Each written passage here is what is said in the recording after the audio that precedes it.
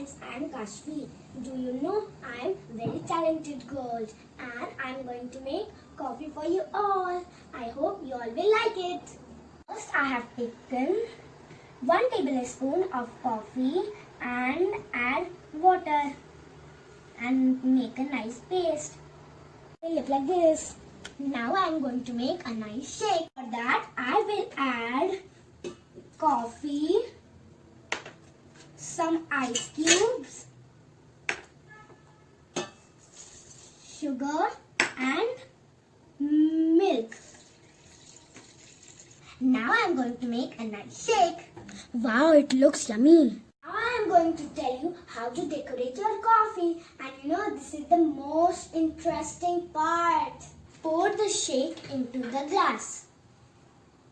Now I am going to add 1 scoop of vanilla ice cream. I will sprinkle some cocoa powder. Now you can see my yummy coffee is ready. Now I am going to tell you one more interesting part of coffee decoration. Ma, can you help me in chocolate decoration? Yes, why not? It's very simple. You need to pour some chocolate. Okay? Okay. Like this. Now I will pour coffee.